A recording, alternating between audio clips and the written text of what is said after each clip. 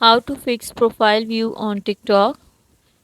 How you can fix profile view on TikTok. Firstly, you have to install the TikTok app in your phone. Now you have to open it and you can see this is the desktop will appear in front of you. At the bottom you will get different options like home, friends, plus option, inbox and the profile.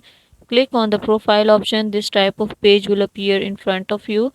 At the top there are two bars. Click on it and at the geared option click on it. In this way you can turn on and turn off profile views. In this way you can fix your profile view history on TikTok.